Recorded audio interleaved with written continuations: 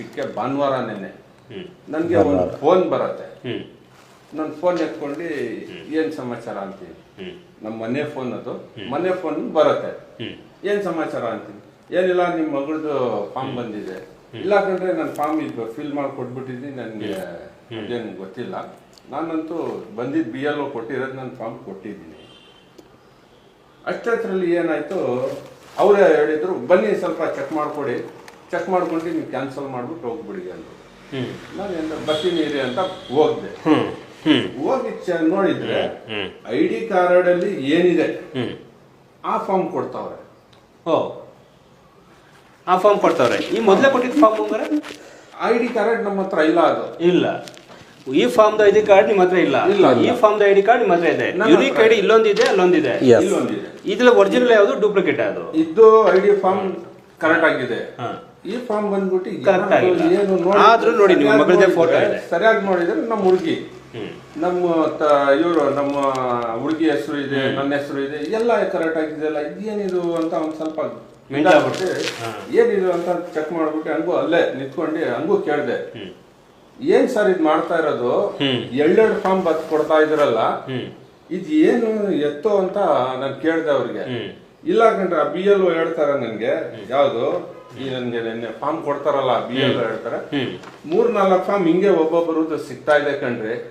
ನಾನಂದೆ ಹಿಂಗೆ ಬೋಕಸ್ ಒಟ್ ನೀವು ಸಿಗ್ತಾ ಇದ್ದೀರಾ, ಇಷ್ಟು ವರ್ಷ ಹಂಗೆ ಬಂದಿತ್ತು ಅಂದ್ರೆ ನಾನು ಕೇಳ್ದೆ. ಅದೇ ಏನ್ ಇಷ್ಟು ವರ್ಷ ನೀವು ಏನ್ ಹಿಂಗೆ ನಾವು ಬೋಕಸ್ ಒಟ್ ನಡೆಸ್ತಾ ಇದ್ರ ಹೆಂಗೆ? ನಮ್ ಹುಡುಗಿ ಒಂದು ಫಸ್ಟ್ ಓಟ್ ಹಾಕಿರೋದು ನಿಮ್ ಸ್ಕೂಲಲ್ಲೇ ಹಾಕಿರೋದು, ನೀವು ಕೊಡ್ತಾ ಇದ್ರೆ ನಿಜ, ಇದು ಓಕೆ. ಹೌದು. ಇದು ಯಾವ ಫಾರ್ಮ್ ಬಂದಿರೋದು ನಾನು ಫಿಲ್ ಮಾಡ್ಕೊಟ್ಟಿರೋದು ನನ್ಗೆ ಅರ್ಥನೇ ಆಗ್ತಾ ಇಲ್ವಲ್ಲ ಅಂತ ನಾನು ಅವ್ರಿಗೆ ಉತ್ತರ ಕೇಳಿದ್. ಒಂದ್ ಕೆಲಸ ಮಾಡಿ, ಇದು ಒರಿಜಿನಲ್, ಇದು ಫಿಲ್ ಮಾಡಿ, ಅದು ಇದ್ ಮಾಡ್ಬಿಟ್ಟು ಲೆಸ್ ಮಾಡ್ಬಿಡಿ.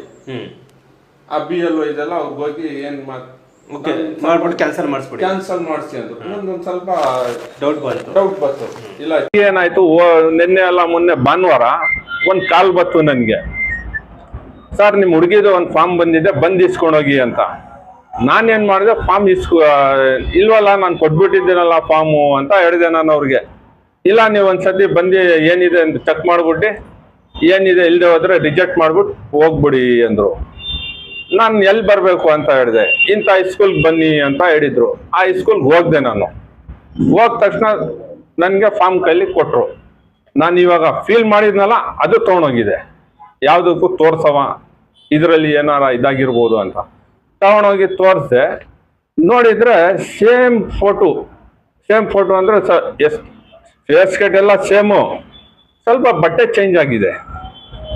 ನಾನು ನೋಡಿದೆ, ಇದು ನಮ್ಮ ಹುಡುಗಿ ತಾನೇ, ಇದ್ಯಾಕೆ ಹಿಂಗೆ ಬತ್ತು ಇಲ್ಲಿ? ಆಮೇಲೆ ಮೇಡಮ್ ಅಂದ್ರು, BLO ಅಲ್ಲೇ ಇದ್ರಲ್ಲ, ಅವ್ರೇನಂದ್ರು, ಸರ್ ನಿಮ್ಗೆ ID ಕಾರ್ಡ್ ನಾನೇ ತಾನು ಮಾಡ್ಕೊಟ್ಟಿದ್ದು, ವೋಟಿಂಗ್ ಲಿಸ್ಟ್ ಇಲ್ಲೇ ಇದೆಯಲ್ಲ ನಿಮ್ದು ಅಂದ್ರು. ಹೌದು ಕೊಡಿ ಮೇಡಮ್ ಅಂತ ಈಸ್ಕೊಂಡು ನಾನು ಹೇಳಿದೆ, ಇದು ಮೇಡಮ್ ಇದೊಂದಿದೆಯಲ್ಲ, ಇದು ಯಾವುದು ನನ್ಗೆ ಅರ್ಥ ಆಗ್ತಾ ಇಲ್ಲ ಅಂದೆ. ಅವ್ರೇನಂದ್ರು, ನೋಡ್ಬಿಟ್ಟಿದೆ, ಇದ್ಯಾವುದು ಡೂಪ್ಲಿಕೇಟ್ ಮಾಡಿಸಿರೋದು ನೀವು ಅಂದ್ರು. ನನ್ಗೊಂಥರ ಶಾಕ್ ಆಯ್ತು. ಇದೇನು ಡೂಪ್ಲಿಕೇಟು, ಒರಿಜಿನಲ್ ಬರ್ತಾ ಇದೆಯಲ್ಲ ಇದರಲ್ಲಿ, ನಾವು ನೋಡದೆ ಇರೋದು ಏನ್ ಇದರಲ್ಲಿ ಇರೋದು ಅಂತ ನಾನು ಇದು ಮಾಡಿದೆ. ನೋಡ್ಬಿಟ್ಟು ಏನ್ ಮಾಡಿದೆ, ಇವಾಗ ಏನ್ ಮಾಡೋಣ ಮೇಡಮ್ ಅಂದ ತಕ್ಷಣ, ಒಂದ್ ಕೆಲಸ ಮಾಡಿ, ರಿಜೆಕ್ಟ್ ಮಾಡೋದು ಒಂದು ಫಾರ್ಮ್ ಇದೆ, ತಗೊಳ್ಳಿ ಸೈನ್ ಮಾಡ್ಬಿಟ್ಟು ರಿಜೆಕ್ಟ್ ಮಾಡ್ಬಿಡಿ ಅಂದ್ರು. ಮೇಡಮ್ ಈಗಂತ ಇದ್ರು ನೀವು, ಅದು ಡೂಪ್ಲಿಕೇಟ್ ಅಂದ್ರು. ಇವಾಗ ಇದು ರಿಜೆಕ್ಟ್ ಮಾಡ್ಬಿಡಿ ಅಂತ ಅವ್ರೆ. ಇವಾಗ ನಮ್ಮ ಹುಡುಗಿ ಓಟು ಎಲ್ಲಿ ನಾವು ಇದು ಮಾಡ್ಬೇಕು ಅಂತ ನನ್ಗೆ ಅರ್ಥನೇ ಆಗ್ತಾ ಇಲ್ವಲ್ಲ ಮೇಡಮ್. ಹಂಗಾದ್ರೆ ಒಂದು ಕೆಲಸ ಮಾಡಿ, ನಾಳೆ ಮಧ್ಯಾಹ್ನವರೆಗೂ ಏನಿದೆ ಇದು ಮಾಡ್ಬಿಟ್ಟು ಫಿಲ್ ಮಾಡ್ಬಿಟ್ಟು ಅದು ರಿಜೆಕ್ಟ್ ಮಾಡ್ಬಿಟ್ಟು ನಮ್ಗೆ ತಂದು ಕೊಟ್ಬಿಡಿ, ತಗೊಡಿ ಅಂತ ಕೊಟ್ರು. ಆಯ್ತು ಕೊಡಿ ಅಂತ ಒಂದು 10 ನಿಮಿಷ ತಾಳ್ಮೆಯಿಂದ ನಾನು ಕೊಡಿ ಅಂತ ಇಸ್ಕೊಂಡೆ. ಅಲ್ಲಿ ಸೈನು, ಸಿಗ್ನೇಚರು, ನಮ್ಮ ಫೋನ್ ನಂಬರು ಎಲ್ಲ ಕೊಟ್ಬಿಟ್ಟು ಫಾರ್ಮ್ ಎತ್ಕೊಂಡು ಬಂದೆ ನಾನು. एक आदमी क्या बोलता है, मेरा एक जगह पर फॉर्म आया तकरीबन 15 दिन पहले। वो फॉर्म आने के बाद में जो है, उस एक BLO से मुलाकात करके उन्होंने क्या बोलती, जिस जगह पर उन्होंने वोट डाल को रहती, वो BLO के से बात करने के वक्त तो मेरा ये ID कार्ड गवे गया है, मेरे पास ये ID कार्ड था प्लस ये ID कार्ड मेरा गवे गया को बोल को, उनको बोल को जो है ऐसा उनके पास फॉर्म लेको जाती। कौन एक जो शख्स, जो एक्टिविस्ट, एक औजर किस्म का आदमी है, उसके बाजू में जो एक आदमी बैठा है, उन्हें क्या करता है, वो फॉर्म मंगले को जाको जो है सबमिट कर लिखते और सबमिट भी कर डालता आदमी जो उनकी बेटी का है।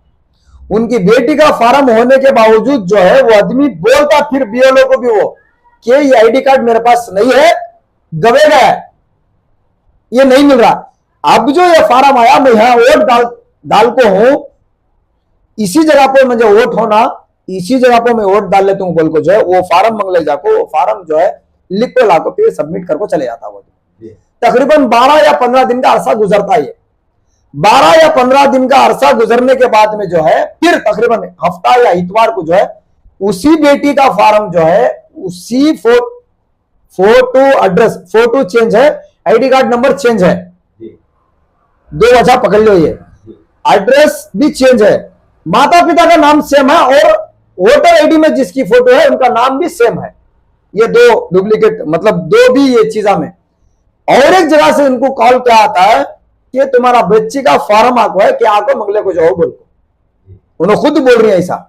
वो बीएलओ के पास इन्हों जाको जो है फॉर्म मंगती, फॉर्म मंगले को आने के बाद में जो है दूसरा आईडी कार्ड रहता है इनका फॉर्म मंगले का। वो फॉर्म मंगले का आने में बीएलओ को दिए नहीं बगैर वो अपडेट फॉर्म, दूसरा फॉर्म, पहला फॉर्म सबमिट करके रहती है उन्होंने, इनके जुबान से बोल रही नो कि वो पहला फॉर्म सबमिट करके आगा में और एक फॉर्म कैसा आया था बोल को दूसरे आईडी से।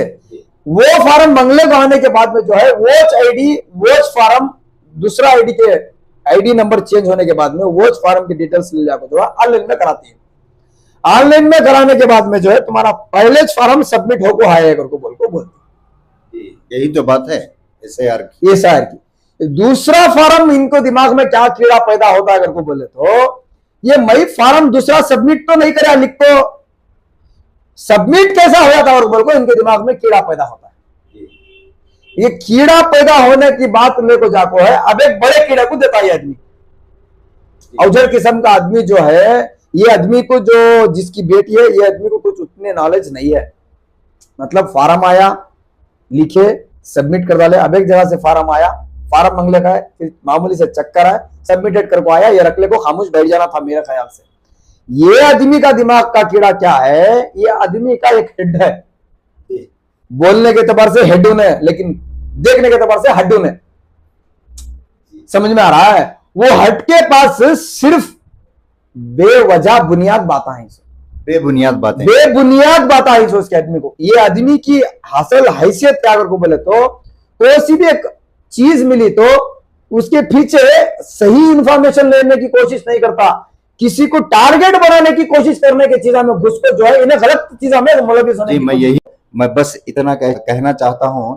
देखिए, मैं सिर्फ यही कहना चाहता हूं, एक सिल्ली बात को लेकर जो गलतियों से हो चुके हैं, इस बात को लेकर अपनी कौम के दुश्मन बनकर गैरों को शक व शुबा में डालकर अपनी ही कौम की बर्बादी का तमाशा देखने वाले कभी किसी के नहीं होते, हरगिज़ भी नहीं होते। ऐसे लोग सिर्फ अपनी अनाकारी, बदगुमानी, हददर्मी में मुलविस होकर अपने आप को और साथ अपनी कौम का नुकसान करते रहते हैं। ऐसे लोगों पर पाबंदी होनी चाहिए। बस मैं इतना कह सकता हूं। आपका